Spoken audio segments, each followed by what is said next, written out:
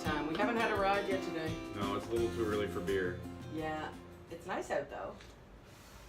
4 degrees. 4 In degrees. the Jeep on the way to town this It's like morning. a total sheet of ice underneath all that packed up snow. You can't even make a snowman today. That would not be good for riding if that's what we'd be on. I know. Solid ice with powder on it. Yeah. Yeah. So, Not you know, good. it really is a shed talk day because we can't go Can't really riding. do anything else. Although we could go to the beach. Think it'll be icy?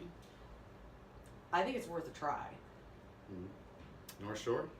North Shore, if it's not too windy. It's gonna be cold by. Yeah. Well, colder. Oh, listen. Okay, what? I had a question for you. Shoot. So we're building these bikes, these Quest Carbon bikes. Quest Carbon. Whee! Plug. And so there was 5 prototypes. We've got 4 of them built, but there's 1 left.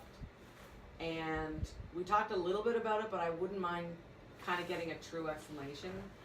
But so. What you got there, Cyn?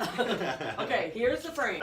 So, what, in your opinion, are the benefits of both?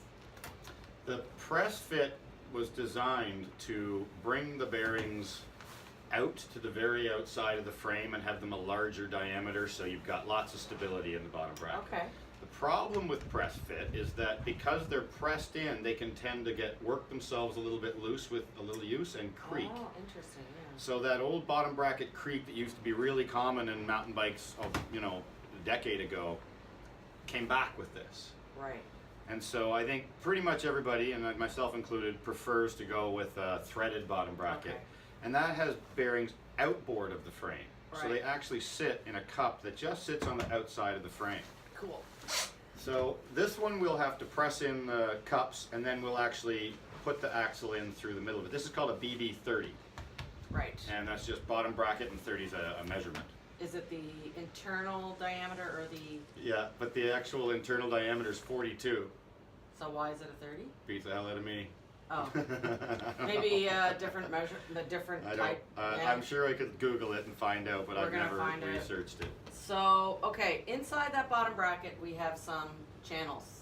Hose. Yeah. Yeah. This is a shell that's been built into the carbon frame to aid in stability. Yeah.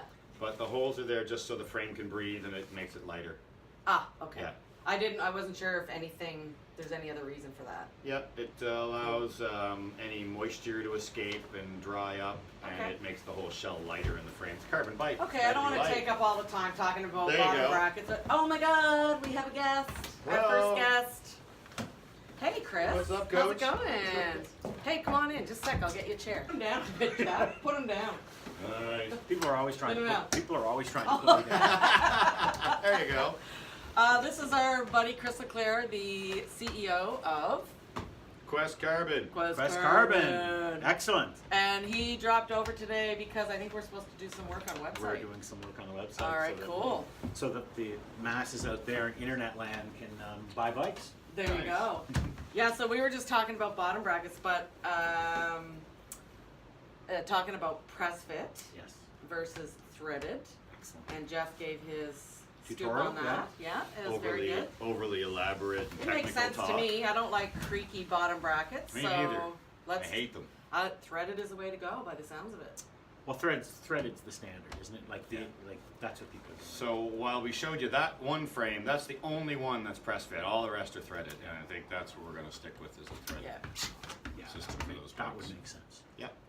So Jeff and I decided that we would kind of have a show and tell shed talk. Okay. Except I don't know what he brought and he doesn't know what I brought.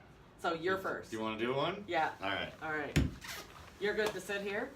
Sure. Yeah? Absolutely. I didn't get you a coffee. Do you want That's to drink okay. a mine? No, I'm good. I'm good. You good? I'm going to talk about, first thing I want to mention is footwear for riding in the winter.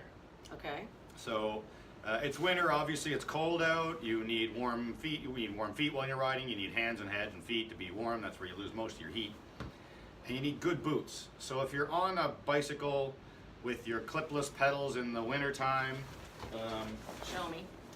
show you. Most people know what a clipless, I hate the name clipless, everybody agrees with this. They should 'Cause be they have called clips. clip pedals. I know. Clipless, like, who Pedals thought used of to be that? toe clips, And then they got rid of the toe clips and made these things with I the little know. click in like a And ski then they boot called them binding. friggin' clipless. And they called them clipless, but they still clip in.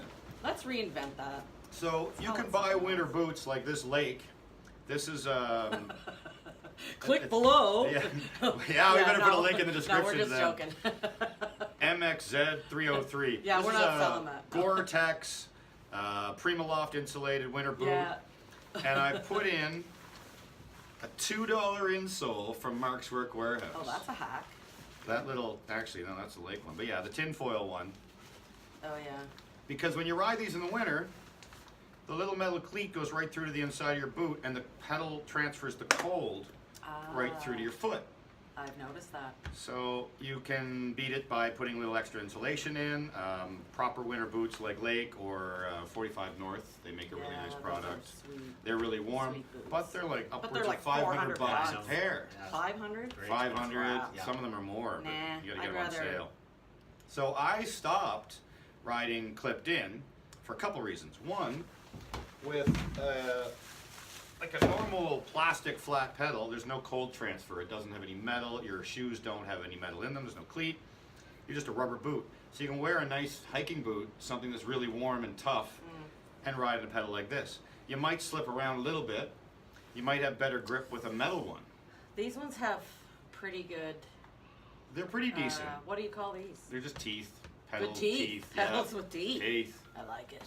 But they wear down, right? Because you'll strike them on rocks and things or ice. And So they what kind will. of, would you wear a hiking boot? Is that Yeah. what you'd ride? Okay. Absolutely. That's what I've been riding with Yeah. lately, Yeah. and it's only because I can't stand having cold feet. And they're good ankle support if you're stepping into deep Yeah. snow and falling over. Yeah. And also stepping into deep snow, you don't have a Well, I bike made shoe them. on. I fell once early in this season, and cracked my knee.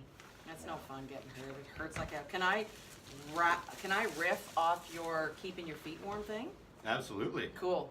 Yeah. This is an example of a pedal that has metal teeth on it. Shout out to James Wilson with Pedaling Innovations there. Click below. Yeah. Nice pedal. We'll talk so- about that another day. I have two. Oh, animals! What? Ah! All right, these are not what you would find at your This is typical- not. This is not a PETA friendly show. No. This is not kitten fur. This is from my late mother's mink coat, and this is. So that's I'm sorry. That's really disrespectful. I know, but thanks, Mom.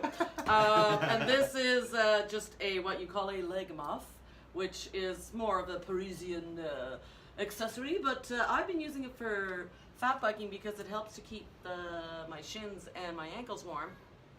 And this was just kind of like the upgrade of this. These are still awesome. These are super warm, and they look totally bohemian when you're riding around. So this is kind of just my hack about keeping warm in the winter by using your mother's fur coat. Fur coat? It's hard to wear those around anymore. People might throw Yeah. paint at you. Well, you're recycling it. You're not Anyway. making a new one. Leg muffs. We're gonna head inside and do some website work. Sounds good. I gotta go get some bikes fixed. Oh yeah, we got stuff to do today. And you know what? It could be a beach ride day. I think we should keep it in mind. You never know. So here's to another show talk. Thanks for dropping by, Chris. We don't have any Glad- sponsors, so I that's don't have to okay. thank anybody. We don't owe Thanks, anybody. Chris. We don't owe Thanks. anybody Thanks, buddy. anything. All right. Thanks for popping by. See you next time. Bye-bye. Cheers. Bye.